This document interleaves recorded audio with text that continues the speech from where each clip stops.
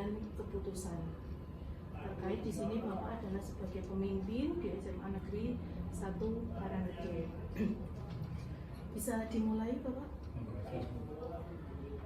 Selama ini bagaimana Bapak dapat mengidentifikasi kasus-kasus yang merupakan dilema etika atau rujukan moral selama Bapak menjadi kepala sekolah? Alhamdulillah, saya kan punya keyakinan, artinya ketika saya yakin apa yang saya pegang ini benar, maka harus saya pertahankan. Termasuk setiap hari itu di dengan istri itu pasti ada pesan, Mas istiqomah. Jadi kewajiban istiqomah. Itu oke sama. Kemudian Bapak, selama ini bagaimana Bapak menjalankan pengambilan keputusan di sekolah Bapak, terutama untuk kasus-kasus di mana ada dua kepentingan yang sama-sama benar atau sama-sama mengandung nilai kebajikan Bapak? Pasti saya punya pertimbangan ya. Pertimbangan ini baik untuk saya, baik untuk sekolah, sama baik untuk yang lain katakanlah gitu. Ketika saya yakin pertimbangan saya yang utama adalah baik untuk sekolah. Ketika itu yang terbaik untuk sekolah, maka itu pertimbangan pertama saya. Kemudian dalam pengambilan keputusan, adakah langkah-langkah atau prosedur ya yang biasa Bapak lakukan selama ini? Apa ya?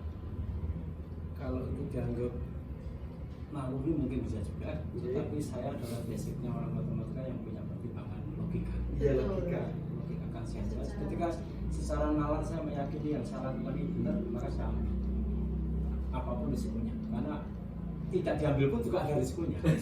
Karena memang semuanya mengandung resiko ya Pak ya.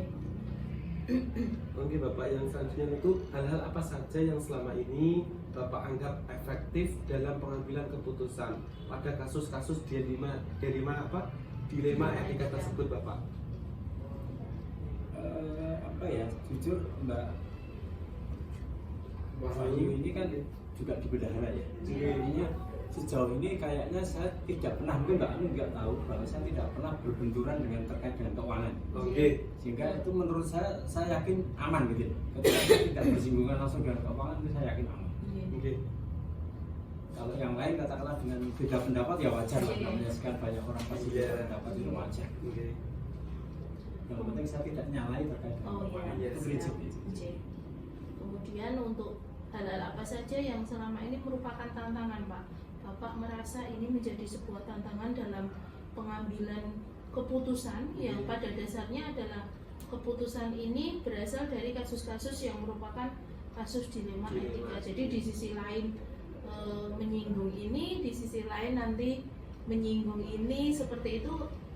Mungkin yang bisa Bapak lakukan apa, atau mungkin apa yang pernah Bapak lakukan dengan kasus yang seperti itu? Mungkin itu belum begitu lama ya. Akhir-akhir ini bahkan sesuatu yang itu membawa kebersamaan itu lebih saya utamakan. Jadi misalkan kemarin itu sudah aja seperti yang kemarin ngajak Pak kita ada arisan, saya ikut karena demi kebersamaan. Terus terakhir baunya adalah di yang dari tabungan kita masing-masing ya Pak. Ternyata kan itu saya gini ya, dari awal saya berprasangka baik. Jadi saya selalu khusnudzon. Meskipun tapi kalau itu menyangkut dengan orang tua yang harus dipanggil dan selesai kan tidak bisa saat itu juga. Sehingga lihat situasinya. Situasi dan kasusnya.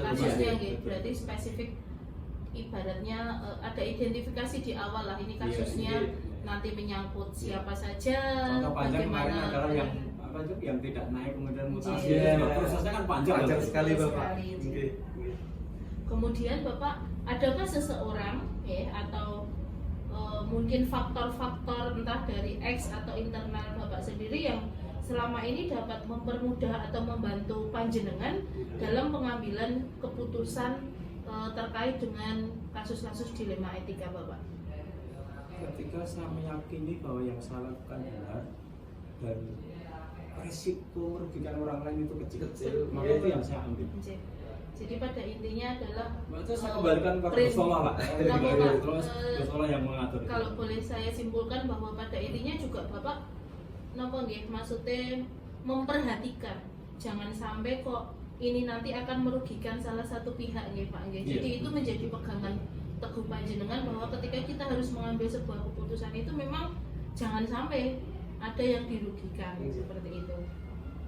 Mungkin Bapak yang terakhir ini, dari semua hal yang telah disampaikan, pembelajaran apa yang dapat Bapak petik dari pengalaman Bapak mengambil keputusan dilema etika ini Bapak? Secara manusiawi kadang orang terpancing emosi juga. Oke. Sehingga ketika saya kayak ada sesuatu yang di luar yang saya duga, maka saya harus tenang, saya harus sabar. Kalau ada kesempatan sholat sunnah, saya sholat sunnah. Tapi biar saya mengambil keputusan itu bukan karena emosi. Karena saya ingat betul panti-panti yang karena saya suka baca nih. Yang saya pernah saya baca itu jangan pernah mengambil keputusan ketika emosi, jangan pernah mengambil keputusan ketika lapar. Insya Allah keputusannya nanti yang paling baik.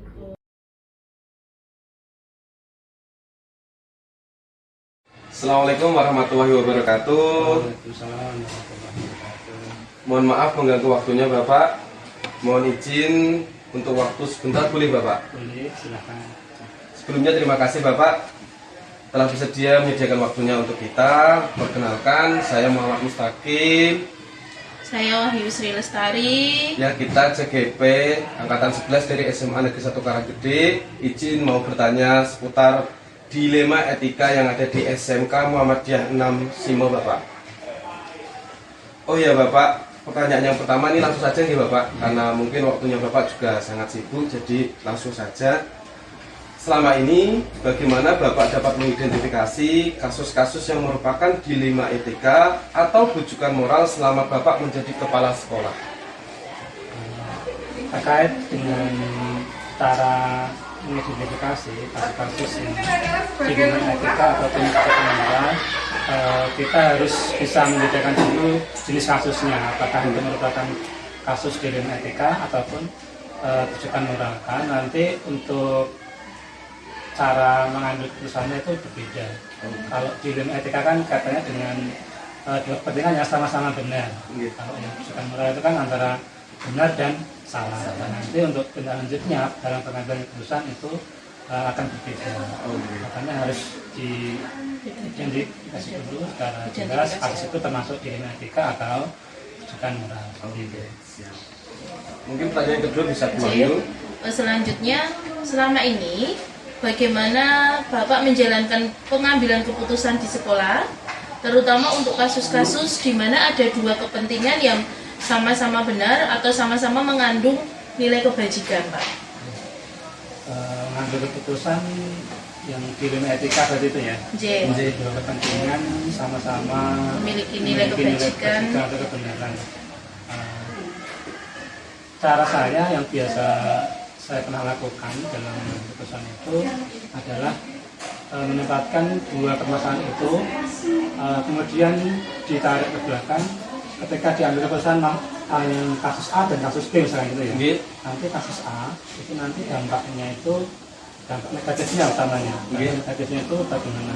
Apakah besar atau lebih kecil? Jadi dampak kasus yang intinya dalam mengambil keputusan yang sama-sama punya nilai kebajikan itu, kita juga harus bisa memprioritaskan mana dulu. Siap-siap mana dulu. Kalau prioritasnya juga mempertimbangkan tadi dampak positif maupun dampak negatif dari hasil keputusan yang nanti akan diambil. Ya tentunya nanti mungkin nih Pak, jangan sampai ada salah satu pihak yang dirugikan. Betul sekali.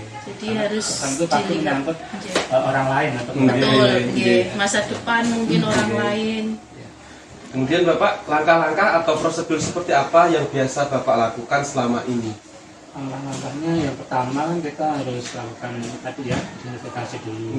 Ada kasus yang kemudian ada identifikasi, dilakukan suatu pendekatan, mencari fakta, fakta di lapangan seperti apa. Kemudian nanti dari fakta-fakta itulah nanti akan dijadikan sebagai dasar dalam nanti pengambilan keputusan. Jadi agar nanti kita mengambil nanti berdasarkan fakta-fakta yang ada di lapangan. Berdasarkan mungkin perkiraan kita sendiri. Oke, langsung Pak. Kemudian hal-hal apa saja yang selama ini Bapak anggap efektif dalam pengambilan keputusan pada kasus-kasus dilema etika yang pernah terjadi di sekolah ini, Bapak? Keputusan yang efektif itu adalah keputusan yang ketika itu diambil itu menimbulkan sedikit sekali dampak Negatif, iya betul. efeknya kami anggap ya yang karena keputusan efektif seperti itu yang paling minim dampaknya. Kemudian Bapak, hal-hal apa saja yang selama ini merupakan tantangan dalam pengambilan keputusan, terutama pada kasus-kasus dilema etika, Bapak? Tantangan terbesar biasanya di dalam diri sendiri biasanya adalah unsur-unsur perkewo atau perkewo, sungkan, dengan apalagi kasus itu menyangkut dengan orang yang punya kedekatan secara emosional pribadi. Makanya itu dilema kita banget. harus singkirkan ego kita, singkirkan rasa sungkan kita agar kita dalam mengambil keputusan itu betul-betul sesuai dengan ketentuan dan norma yang berlaku. Oke, siap.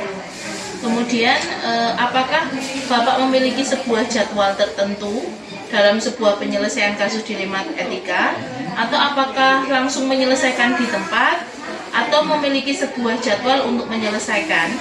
Bentuk atau prosedur seperti apa yang akan Bapak jalankan dalam pengambilan keputusan? Itu tergantung jenis kasusnya itu ya. Kalau memang kasusnya itu bisa diselesaikan di tempat ketika itu juga Langsung ya kita langsung selesaikan. Tapi kalau kasus itu nggak bisa diselesaikan secara tempat, maka ya perlu kita atur waktu atau schedule untuk tahap-tahapannya dalam penyelesaiannya. Mungkin perlu dicarikan dulu fakta-fakta lapangan, diidentifikasi dulu, perlu klarifikasi dengan orang lain itu nanti kita buat schedule. Jadi dilihat dari sudut pandang kasusnya ya Bapak ya. Apalagi kalau mungkin kasus ini melibatkan banyak orang ya, sehingga membutuhkan waktu yang lebih ya Pak G. Tidak serta-merta langsung bisa memberikan sebuah keputusan seperti itu ya Pak G. Monggo selanjutnya Pak Takim. Oke Bapak, ini adakah seseorang atau faktor-faktor apa yang selama ini mempermudah atau membantu Pak dalam pengambilan keputusan kasus-kasus dilema etika tersebut, Pak? Ya, banyak keputusan yang nanti perlu diambil itu saya biasanya tidak hanya diputuskan secara sepihak atau sendiri. Saya juga kadang perlu masukan pertimbangan dari orang-orang lain seperti mungkin dari wakil-wakil, itu juga kalau perlu melibatkan semua guru stakeholder sekolah dalam mengambil keputusan yang sifatnya itu menyangkut kepentingan sekolah. Kemudian yang terakhir dari semua yang telah Bapak sampaikan, ya, pembelajaran apa yang dapat Bapak petik dari pengalaman panjenengan ketika mengambil sebuah keputusan pada kasus-kasus yang dapat dikatakan sebagai kasus dilema etika? Pembelajaran yang dapat kami ambil ya dari kasus-kasus dilema etika dalam pengambilan keputusan itu intinya dalam memutuskan sesuatu kita tidak boleh busa-busu. Harus dipikir secara matang-matang, secara dewasa, karena setiap keputusan yang kita ambil pasti akan berdampak kepada. Padahal dampak itu juga mungkin bukan hanya saat hari ini, tapi ada berdampak pada jangka yang lebih panjang seperti itu Pak G. Baik sekali J. Oh ya Bapak, terima kasih atas waktu dan kesempatannya. Alhamdulillah saya dengan Bu Ayu sekarang mendapatkan banyak pengetahuan tentang bagaimana cara pengambilan keputusan yang baik, yang benar, yang mana itu bisa membuat solusi terbaik untuk kita semuanya. Terima kasih Bapak. Ya mohon izin kita mau kembali ke SMA Negeri 1 Karanggede. Terima kasih Bapak sekali lagi waktunya. Sama-sama. Terima kasih. Mohon maaf juga apabila mungkin sepanjang kita berdiskusi di sini ada salah kata, ada yang berkenan, mohon dimaafkan. Assalamualaikum. Waalaikumsalam warahmatullahi wabarakatuh.